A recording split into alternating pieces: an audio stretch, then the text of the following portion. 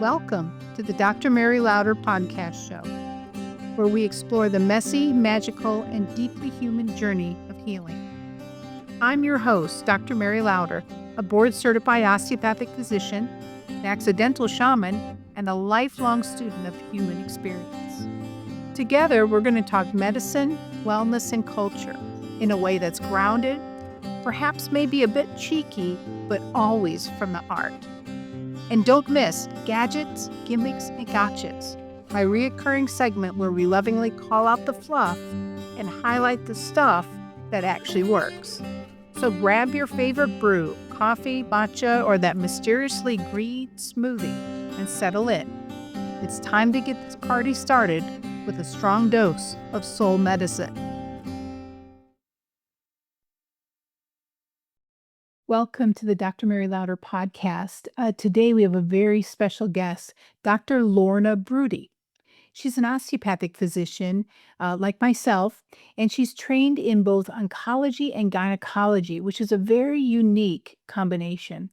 We're going to be talking today about functional oncology and how the root of cancers can be metabolism. And I think this is a really important discussion to have. So welcome and listen into the conversation that Dr. Brudie and I have together. Enjoy. Well, welcome to the Dr. Mary Lauder Show. My guest today is Dr. Lorna Brudie. She's an osteopath like myself. She's from New York College of Osteopathic Medicine out on Long Island out there. And she is a gynecologic oncology specialist. So, and currently she serves as the medical director for Excel Medical. Welcome. Thank you so much for having me. Good to see you again, Mary. Yes, you as well. We met at a conference recently and we just hit it off because we're kind of kindred in our approach to things. One of the things that I would say as a patient, the specialty that you have, oncology plus gynecology, we don't really go there for fluff and stuff. It's usually something's up. And, as a patient, it's a little more nerve-wracking. The stakes are a little higher. It's not like, well, let's just kind of see. So, from your perspective, and both you and I have had a very long and storied career, and so we've got a lot of experience to speak from. We kind of arrived when we began talking. The statement was, if I had seen you sooner. Yes. So hearing that and even thinking that from your specialty and your experience, what does that mean to you? So if I could have a tagline, that's what my tagline would be. If I had only seen you sooner, I would see these women advanced part of my career. I'd be in the operating room prepping patients Yeah. for the surgery. And I would be thinking to myself, how did we get here? Was there something that we missed along the way that we could have prevented this cancer? And these were mostly endometrial cancer patients. Mhm. So endometrial cancer patients are usually morbidly obese, have hypertension, have insulin resistance or prediabetes or diabetes, and then are susceptible to endometrial cancer. And I always thought to myself, if we had only intervened sooner, maybe these ladies wouldn't have wound up on my OR table. Mhm. So what we are learning more is that this is a metabolic cancer.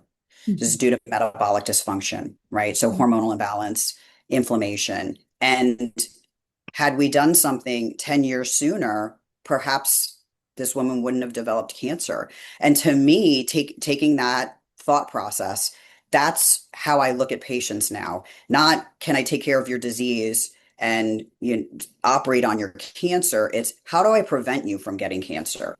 Right. And what can I do decades before you get there? Right. Okay. So the endometrium, I think we don't give it enough respect. I think, I if you agree. think about how much the lining of the uterus goes through every day to get to start from the beginning of the cycle, which is the day you begin bleeding, to the next time that you begin bleeding. It's one of the most dynamic organs in our body. And It absolutely is. yeah, and it almost functions more like a transducer where messages come in, go out, come in, go out. But it's multiple types of hormones, multiple types of messages that come.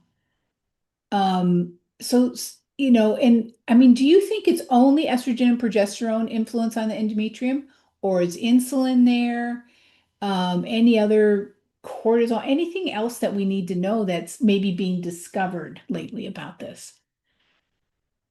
I'm sure they're inflammatory markers. Hmm.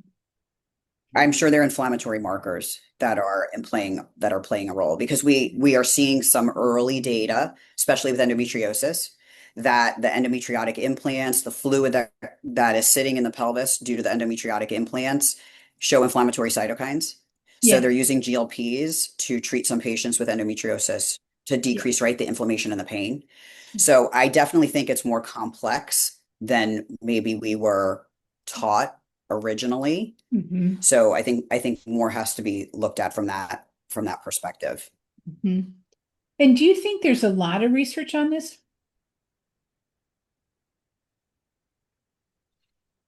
Not a lot. I would not say a lot Yeah, because everyone's very focused on estrogen and progesterone. yes, those guys, gals. But I think, I think the inflammation plays such a key role, right? We go back to adipose tissue, the fat, especially the visceral fat. Mhm. In that, that's where all the bad stuff happens, the inflammatory cytokines. And that heads us down the road towards cardiovascular disease, diabetes, and cancer. So I don't think we're looking at inflammation as much as we probably need to, because if we target that Hmm. and the insulin resistance that goes hand in hand with it, if we're targeting that, we Hmm. can be preventing disease, chronic diseases. Right.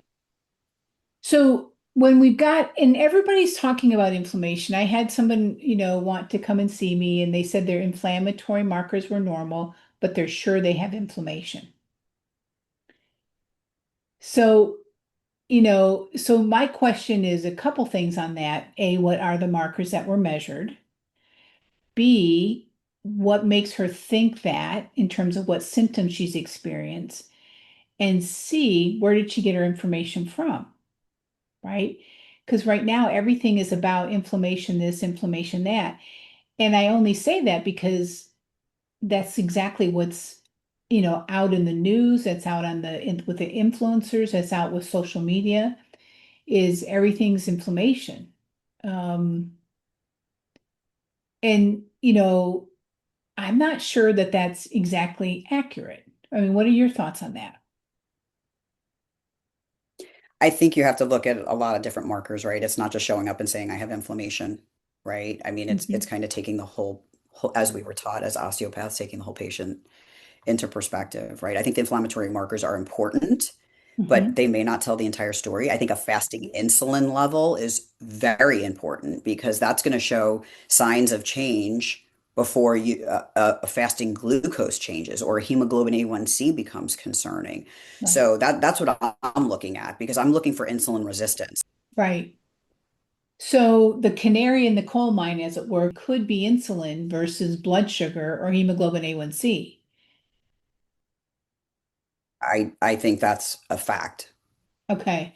And so, and if most of the, well, a lot of the um, research is pointed towards male patients, they don't have a uterus. True. And so, thanks. And, and that, I mean, that Small anatomy lesson, I small know, anatomy yeah, lesson. exactly, exactly. This is what happens when a pair of docs get together, right? Two docs get into medical humor. But I think the important thing is we can't translate some type of medical research for both men and women. We have to take them distinctly by themselves. Very true. Okay. So we get into this concept of what estrogen dominance. Is it that, or is it really a problem with progesterone? So I never looked at things coming from the GYN world, and I know that estrogen dominance term is out there everywhere. I can't say that that's my favorite term. I look at it as a progesterone deficiency, right? Okay. Because yes, you may be dominant in something, but what's missing? It's the progesterone, right? So Yeah. when we categorize these women as estrogen dominant, I think of that as the PCOS patient, polycystic ovarian syndrome, right? So those women are usually, not all the time, are overweight, so they have extra fatty tissue where you're getting conversions into estrogen. Then they're having abnormal periods. There's not enough progesterone being made. It's kind of a cycle and a vicious cycle of events that's going on, right? They have high androgens, the testosterone, the androstenedione. They have high androgens causing issues like oily skin, acne, facial hair, and hair in places that they don't want it, right? So that's not just estrogen dominance, right? Mhm. That's also androgens are being driven up in Yeah. not a good way, right? At baseline, and they're deficient in progesterone, so they're not cycling appropriately. Yeah. So I look at it as progesterone deficiency or insufficiency, and these women need progesterone. Okay. Interestingly, the testing that we do, you and I both do Yes. in the Dutch testing, I then bounce that against a hormone panel of DNA. And what I find is sometimes, and I'm pointing back up the chain is what I'm doing this by pointing that way, is that DNA doesn't, their DNA shows a deficiency in even stereogenesis, the creation, the synthesis of progesterone as a hormone. And I, for one, am one of those. It's so interesting, right? Because it's not just, oh, you're deficient. It's what's happening behind the scenes, Right, right? And I think you especially being so inquisitive, right? We want to get to the root cause. What is actually happening? What is driving this issue, right. right? We can't just put a band-aid on everything. We have to figure out. And I think that's sometimes where traditional medicine kind of gets tripped up, right? Mhm. Where we put a band-aid on things. We throw a medicine at something rather than figuring out, hey, why is this happening? Right, Where is this coming from? And I think these tests are so it's just extremely interesting to me to find out really the mechanics of what's going on hormonally, not right. just production, so to speak. Right. So I have seen recently in someone's labs, not mine, I will full disclose that, but they didn't have a high amount of progesterone that was synthesized, right? So they've got low coming in. Then on their estrogen side, they had normal patterning for production of estrogen, normal patterning for going through one, two, and three phases of detoxification or biotransformation, which is great. Didn't really get tripped up with methylation, didn't really get tripped up with COMT or sulfation. But then I found that their GI test showed that they didn't clear it very well. And so that would mean, and they had some adipose and had visceral fat, which has its own inflammasomes, which is actually a thing.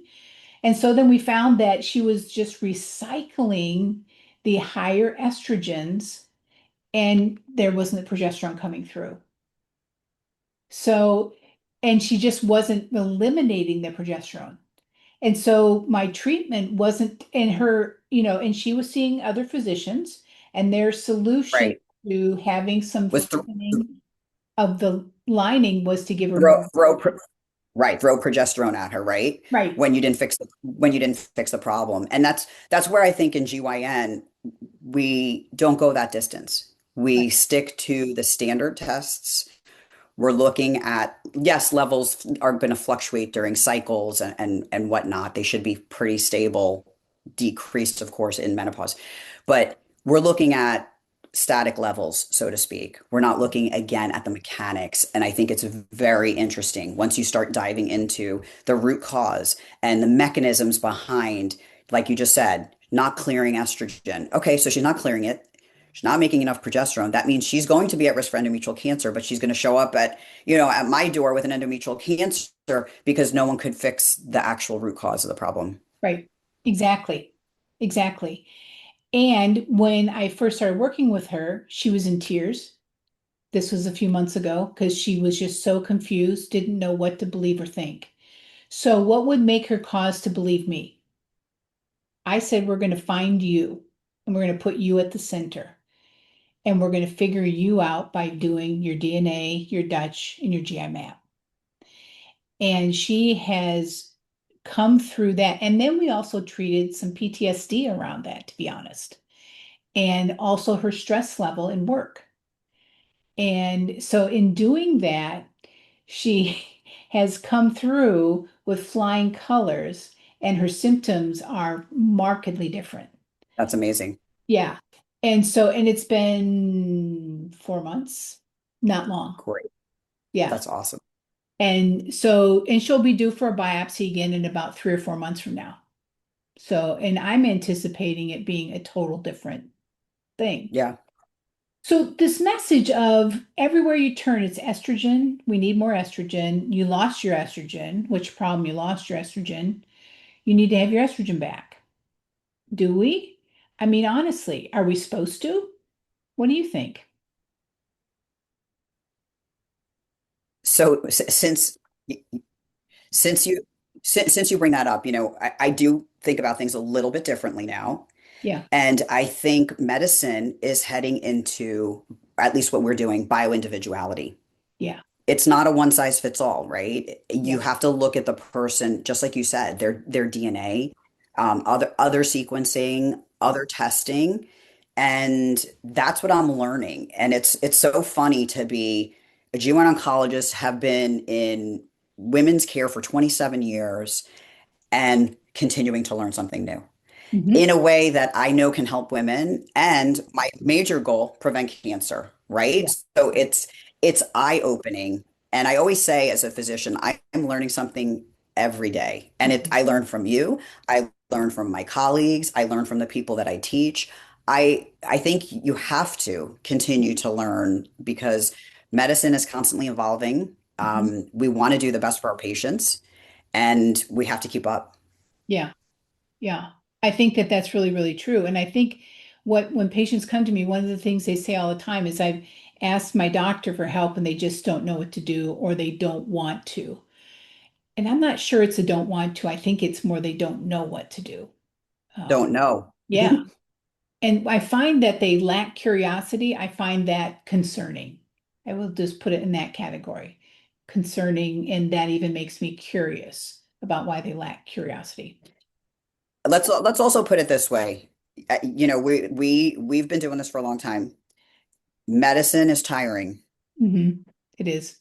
I think we reach a point of burnout. We reach a point of burnout, and sometimes we reach a point of saturation, right? Hmm. How much more can I take in, Hmm. right? And I think it happens to all of us at some point, and we have to recoup and recover from that and keep moving and keep trying to learn and keep doing the best for our patients. Hmm.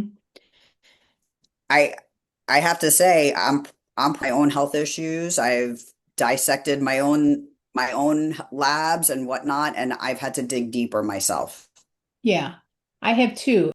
I think, yeah, I do think that, I've presented to my own physicians in a certain way that they go, "Oh, we're so glad that you've taught us something today." And I'm like, "I'm the patient, not the doctor." But it's true. I've had to dig to find my own answers. And I've decided I'm actually okay with that because in turn, what that's allowed me to do is to help patients more and also to understand their frustration of Absolutely. getting answers. Yeah. Yeah, I think so too. So let's kind of wander into what are the gynecological cancers? What do we need to know if we want to be metabolically healthy? What questions do we need to ask? What tests do we need? What extra tests, if we can call them that?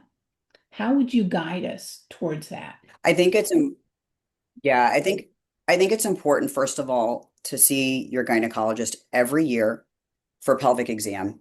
It doesn't mean you need a pap smear. Pap smears are triaged differently, right? Depending on prior results and prior history. So it doesn't mean you need to pap smear every year to show up for a pap smear every year, but you need a pelvic exam every year. As I always told my patients, you need somebody looking and you need somebody feeling, right? To make sure that we're not missing anything. And then I think we have to look at the whole patient, see where they are metabolically.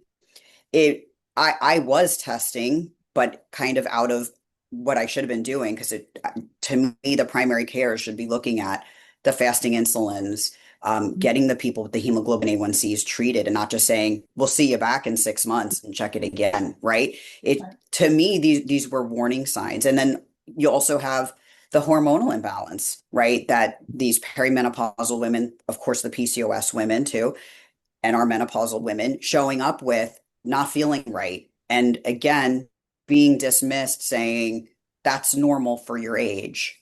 That's how it goes, or I can't offer you anything. So I think it's important to be not just getting your pap smear and your pelvic exam. Of course, we want to do some breast screening. I know there's controversy now over the mammogram and whatnot. They're for screening. That's what we're using for breast cancer and a breast exam. But we also have to be looking at thyroid. We need to be looking at lipid panels. We should be looking at ApoB levels, lipoprotein little a. Mhm. I think it's important if you have a family history of cancer, cardiovascular disease, things that we can test for genetically. Do the genetic testing because if you have a mutation, whether it's for a cancer or for something from some other condition, it's going to put you into a different screening category than the Mm. average patient, Yes. right? So we could preemptively help you. Yeah. If, in my case, I was screening people for the BRCA gene, right? Or some other genes, hereditary Lynch syndrome, right? Mhm. How can I help you not get cancer, Mhm. right? Because some of your relatives did, and that's why you're here. So I think we have to be looking again preemptively, like you do, the DNA screening, looking at hormones. Of course, people colonoscopy in the right age group. So we have to take the traditional screenings, but we Mhm. also have to think about the patients who have family history of cancers and diseases and focus on getting them tested for mutations. Funny thing, I was listening um, this past weekend was the Society of GYN Oncology's annual meeting taking place in Puerto Rico. I stayed home because I had work to do, of course, Yeah. but I listened to the meeting, and Yeah. one of the discussions was about if we leave the DNA testing up to us as physicians, we don't always get, or up to the patient, we don't always get as good of a result unless we're on top of them saying, hey, you need to get this done. And the outcome was better. More patients showed up for testing when we really express the importance, hey, you need to get this test done, rather Mhm. than, hey, someone may have this gene mutation in your family, go home and think about it. So it's Mhm. important for us as physicians, I think, and I always felt this way, is to educate our patients, right? I could never make the decision for my patients. There were some patients who chose not to do surgery or to elect to do treatment, which is fine. They're the one in control of their lives. But I think it's really important for us to educate patients so they know all the options, all the alternatives, and they can Mhm. make the decision that's right for them. Yeah, I agree with that fully. And just even knowing and having something presented to them instead of like, well, I didn't even know that existed. So I think that that's super important. Okay, I want to go a little bit different direction. Postmenopausal women, breakthrough bleeding, they get put on birth control. What's your Ugh. tell me? Talk to me, doctor. Talk to me. Uh, that's yeah, always interesting when I would see that, right? So they would come to my office and um on birth control and at age, 57, oh, I just started bleeding. So not the right hormones, right? So anyone who came to me with abnormal bleeding who was in menopause, we were always taught that's endometrial cancer until proven otherwise. So recommendation would be for an ultrasound of the uterus to measure the endometrial lining, endometrial biopsy, okay, whether that's in the office or a DNC in the operating room. Um, Synthetic hormones and who knows what they're being put on. The majority of birth control pills that we've used were always a combination, right, of the conjugated equine estrogen and a progestin, right? So synthetics. Very few people used a mini pill, which was progestin only, very Mhm. rare. So not the right patient to be putting them on a birth control pill. That's not what birth control pills were used for. Birth control pills were used to shut down ovarian function completely so that the ovaries were not making their own hormones, and you were giving a woman a set dose of hormones. There are monophasic and triphasic pills, meaning different doses, right, throughout the month. But giving them a set dose of hormones so that they would, when you stopped them, they would have a period. So it was an induced period. That wasn't even a period. That Right. that was due to the fact that we're giving your body hormones that, we know you need something, it recognizes that it has a hormone, and then we're going to stop the hormones so that your uterine lining sheds, right? That all man-made, a man-made Yeah. period. That is not the right way to go for a menopausal woman, right? So that pains me to think about that. Number one, I'm no longer in the place where I'm using synthetic hormones. Mhm. Um, I use them in my past Yeah. life, right, Yeah. throughout the years. But in the place that I'm at now, I would never consider putting a postmenopausal woman on a synthetic like that, for multitude of reasons, without making sure she didn't have an endometrial cancer. So no room or place for that. Yeah. It's interesting because that woman is still at some level, I mean, I have to try to think through the hormone process, but I've had women show up with that or an IUD and they go, I don't know ever when I went into menopause because they, totally shut down and don't even have an induced period, which to me just makes me like a little freaky on the inside, to be honest. Because I'm like, that's not what that organ was meant to do for decades, shut down and not be at all cycling. And I find it curious that, I mean, how do you think those women are at higher risk for endometrial cancer or gynecological cancers or less risk if they hadn't been cycling? What's the research show? So technically, they should be at less risk from an endometrial cancer standpoint if they were on a combined birth control pill, Okay. because it keeps the lining thin. Okay. Yeah. Same thing with a progesterone secreting IUD. We used that in patients who were not good candidates for surgery, who had endometrial cancer or precancer. So Okay. that was to keep the lining thin. So there is a role for that. However, caveat, right, which I only learned probably within the last decade, the combined birth control pills that we've been using, slight increased risk of breast cancer, right, from the Yeah. synthetic progestin, Yeah. Right. So right? progestin is And different slight than increased risk of progesterone. blood clotting. Yeah. Progesterone Yes, and yes. progestin are not the same animal. No, they are chemically completely different, right? That progestin, the synthetic form of what they thought was progesterone, right? They're making it act like progesterone, Right. but would act differently on receptors in the body, Yeah. like the breast. So we'll walk into the Women's Health Initiative here, right? Exactly. Where they used, right? They used Premarin and they used Prempro, so synthetic hormones. And what they found was slight increased risk of breast cancer Mhm. in the group that had the progestin. Funny enough, my senior year of residency, we had to do, whatever your thesis was and present it. Yeah. So I was at the University of Kansas, and they had a study. They had participated in a study, the HOPE study, which was health osteoporosis. It may have been progestin estrogen study. Okay, so Yeah. I took those patients. This is before the Women's Health Initiative, so probably like 2 years or so before the Women's Health Initiative, or right around there. I took all the women at University of Kansas, had their mammograms. I double blinded a radiologist and I had him read all the mammograms. I didn't publish this data. I should have. All the mammograms of the women who were on the combined with the progestin all had dense breasts and abnormalities, where the ones who were controlled and who were on the Premarin only did not. So I already knew then the progestin, and I reported this. This was in my presentation as a senior resident, that Yes. this was the data showing that the progestin is causing abnormalities in the breast tissue. Yes. And then Women's Health Initiative comes out, showing now it wasn't statistically significant, which is good. And then they did long-term data looking that there was actually a reduced risk of breast cancer in the estrogen-only arm. So those women who had hysterectomy, they only put them on the estrogen, reduced risk of that, reduced risk of overall mortality, and actually reduced risk of mortality and incidence of breast cancer. Hmm. So we learned a lot from that study. It ruined women's healthcare for 23 It years, did. but we certainly learned a lot. Yeah.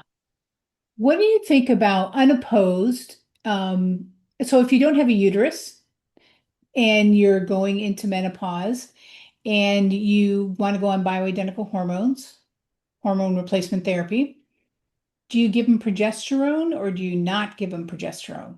I do because of all the benefits of progesterone. Yeah. So it's apoptotic, so it's going to kill breast cancer cells. The Of course the kind of progesterone that we use, the bioidentical, killing breast cancer cells, so protective there. Helps with mood stability, sleep, calming effects. So it just has so many benefits that I wouldn't ignore it. Yeah.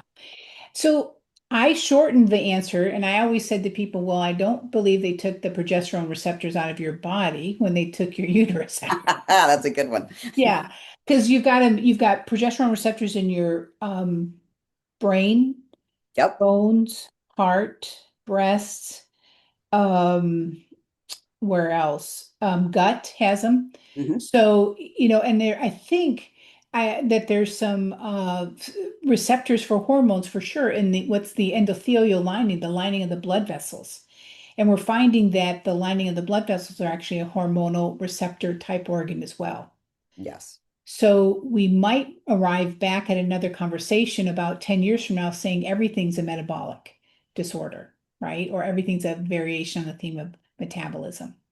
I think that's a true statement. Yes, I do too. So trying to think here now how else to pick your brain because this is so important for women to understand. I think the controversies out there of, you do need this, you don't need that. Um, Bioidentical hormone, in my understanding, and please correct me where I'm wrong, means that it can be synthesized in a lab. It can be a synthetic man-made hormone, but the receptor literally matches the human receptor. Is that It's correct? it's bioidentical, so it's the same structure as what we make. Okay. The majority of them, majority come from plants. Okay. So, majority of them do, but it's chemically similar to the hormones we make. Okay. So they come from plants. So walk me through where do they come from? Yams. Yams, okay, and soybeans, stuff like that, right? Okay, and so then that phytoestrogen chemical looks biologically identical to what the human estradiol E2 actually is. Yes. Okay, gotcha. So the fact that we use that, and that can come in a patch, that can come in injections, that can come in topicals, troches, things that melt under your tongue. Um, the other controversy that people pick on is the first pass concept through the liver. Hmm. So let's take a pass at the first pass, or do you want to pass on the first pass? No, I may be unlike other folks that you speak to. I'm a huge proponent of oral estradiol. Okay. So I think where there's controversy is that there may be one or two studies, few studies that say, oh, slightly increased risk of estrogens, meaning mixed bag, increased risk of blood clotting. So Yeah. the only safest estrogen is transdermal estradiol. Hmm. Well, these studies are not purely oral estradiol. They're estradiol mixed in with conjugated equine estrogen and some other estrogens. So I don't think we can fairly say oral estradiol is bad and causes blood clots. So that's number one. I think that's a misnomer. Where I'm careful is with a patient I know has a thrombophilia, right? They have factor V Leiden. Yeah. They have family history. They themselves have a personal history, right? Because we know statistically, if you had a clot, you're likely to have another one, right? Regardless of Right. what you're taking, right? Right. So, but it's going to get the hormones are going to get blamed for it. So, Yeah. I think you have to understand the literature. Where I also have an issue, and I see a lot on Instagram, is transdermal estradiol, like all over the place, safest estrogen, right? Okay, you can get high blood levels with a transdermal formulation. Mhm. However, you're not going to get the cardiovascular protection that you would from an oral estradiol. So even though you may have an elevated level, it's not necessarily going to give you cardiovascular protection. You may get bone, you may get vasomotor symptom relief, but and it's definitely going to help local tissue if you're using it vaginally for Yeah. GSM, right? Yeah. Genitourinary syndrome of menopause. But you won't get the cardiovascular benefits Why? because it's not first pass. So people get duped, and this is how I train people. Don't think because you have someone on a patch and they have a level of I liked over 75 for an estradiol level if I'm looking at a regular lab, okay? Hmm. Not going into your Dutch testing Yeah. mechanics, right? But if Yeah. I'm taking a lab, right? Therapeutic, if I'm looking over 75, and that's for men and women. Um, if I have a level, but they're on transdermal, they're not getting all the cardiovascular protection. So you may get bone, um, brain maybe, but you need the oral for the cardiovascular bone and brain. I did not know that. Mhm. I can go home now. I've learned something. No. I told you we learn something new every day. Exactly. Seriously, I did not know that. Uh-huh. Uh-huh. So I think people get tricked and like it kind of annoys me when I watch all this stuff on Instagram because I'm like, do you really know the literature? It sounds Yeah. great. Sounds great. You're putting everyone on a transdermal patch, but they may not be getting all the benefits that they could be from an oral estradiol. Okay. When a person takes a Yeah, troche, yeah. all of the same thing, I mean, seriously, is it really just only absorbing through the mucosa or are they're swallowing it? I think a mixed bag there, right? Yeah. Because I know when I was using a sublingual progesterone, I was falling asleep because I was swallowing my saliva, so I couldn't Yeah. take that, right? So Right. there has to be some kind of incorporation orally there, right? So I don't know. I don't know what the data really is on the troches, but Yeah. I would imagine if you're swallowing some of it, it's going into the bloodstream differently than a mucosal absorption. Yeah. And I have seen that come through on metabolism, more the first pass, and then, there where they've got the challenges with phase 2, and then we see it bump over to, 16 hydroxy, or 4 hydroxy estrone versus the 2 hydroxy. And I have changed it over to transdermal, and then that goes away. And I have seen that. And I have seen with transdermal be able to build bone. I have built bone Yes, with transdermal. Plus, you put yes. other components in there. And rest assured, if hormones were the only issue, we wouldn't need micronutrients. We wouldn't need to understand our macros. We wouldn't need to understand our microbiome, right? If it was only hormones. So we've got to make sure that we put everything everything together for that patient. I agree with you. That's why I think this whole metabolic component is so important, right? Mhm. Because I I can agree. balance someone's hormones, they still may have insulin resistance. Yes. They may have other components, or like you said, nutrient deficiency, micronutrient deficiencies, right? Yeah. That I can't correct with hormones. So as I continue to practice and continue to learn, there's so much more that goes into this Yes. than just one piece. Yes. And I think, as I've seen and put our menopause program together, Mastering Midlife Menopause and Beyond, what I've done is I've targeted more of the metabolism in general. And in doing so, by getting all of the hormones, insulin, DHEA, looking at just the patterns across and then how they're connecting and collaborating.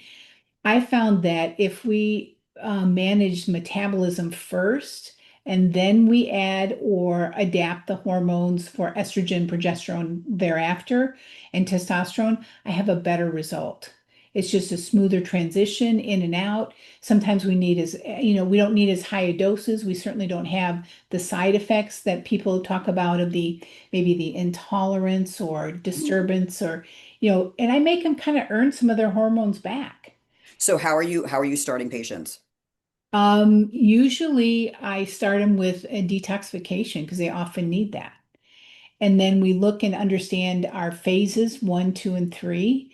And I start by optimizing 3, 2, and 1. I reverse it that way and make sure that the gut is getting rid of stuff and Hmm. you're stooling and there's good short chain fatty acids and which creates, different biomarkers and things like that, and butyrate and things like that. So you've got good digestion, good signaling, and good cell health. I think the gut's underrated also. It is. And then I can pull hormones through because if we can get those, then we can get the liver, as we say, dumping or biotransforming or detoxifying, then that's going to open things much easier than whatever I need to kind of dance through with, phase 2, whether it's the COMT variant or methylation variant or sulfation, or oftentimes they have a deleted glutathione. And people say, oh, don't give them glutathione, give them cysteine and glycine. I'm like, good luck with that. If it's a deleted gene, they aren't going to make it. Right. So you've got to give them the Can't glutathione. give them the precursors. Exactly, because it's just dumping into the black hole. And so I give them glutathione, and all of a sudden they go, "Oh, I like that." Or in methylation, I don't use a high dose of Bs at all. I use a lot of choline, zinc, magnesium, because those things are the micronutrients that make the B vitamins. It's like the raft for the B vitamins. If you want a visualization for those B vitamins to work and the methylation pathways to function better. And I find people more deficient of choline than they are of B vitamins per se. Interesting. Yeah. So they all of a sudden you give them choline, they're like, oh, things are starting to, oh, I feel better. I feel calmer. I think things are moving because often you give B vitamins and they go, I can't handle them. And too much. It's too, I vibrate, I get jittery, I can't focus. And it's because it's just too, and the B vitamins, I think a lot of them are too strong. They're the strength of the B vitamins, the dosing is just high. Hmm. So it's too much of a good thing. So, and it's probably my osteopathic teaching where I go an indirect approach, right? With some of like what we did with osteopathic manipulation. You could directly treat the lesion or indirectly treat the lesion. Hmm. And if I indirectly treat some of the biotransformation pathways, they go, oh, thanks. That just took the pressure off. I think I can work now. So I think it was something that when I learned it, I just saw it because I had patients who didn't tolerate it. And I'm like, there has to be a way through. I find those pathways so incredibly interesting, and like just keep learning. Every single Mhm. patient, you just keep Mhm. learning something new. Yeah. Yeah. So, well, this has been absolutely fascinating. I think the information here is vital. It's critical. And I appreciate how clearly you've given us really good points to understand, and I hope really educate our listeners so they can ask a lot better questions and know and just not go in and take whatever's given to them, in this phase of life, because I think it does make a huge difference regarding outcomes. I do too. I do too. I enjoyed speaking with you, and like I said, I always love speaking with you because I always learn something from you every time Oh, we. well, vice versa today. I mean, that was great. So, well, Thank thank you. you. And we'll have you come back Yeah, after a time, because I think this is going to I think we're going to see some things evolving. And I think it'll be really important to see what's next on the horizon um, because we're having a big push of hormones right now. So I think I it's know. going to be interesting to see some months down the road of what the fallout of some of this is, which is, kind of borders on a bit of misinformation, so to speak. So, Definitely, definitely, I agree with you. Well, I'm excited. Thank you for having me. It was a pleasure. yes, thank you. That's a wrap for this episode of the Dr. Mary Louder podcast show. I hope you've heard something today that made you think, laugh, or say, well, now that was a plot twist I didn't expect. Just remember, your health journey is more than lab results and supplements. It's spirit, soul, and story, and sometimes a gadget or two you probably should have returned. If you enjoyed the show, please rate and review us wherever you listen to your podcasts. And please share our podcast with someone you love. If you didn't like the show, well, maybe don't tell anybody then. And if you want more soulful medicine, curious conversations, and tools that actually help, visit me anytime at drmarylauder.com. Until next time, stay kind and stay curious. Music today is provided by Mr. Dave Evans. He composed, played, and engineered this song specifically for our podcast, and it's called Soul Strings, an acoustic reflection of the healing path. Thanks, Dave. It's great music.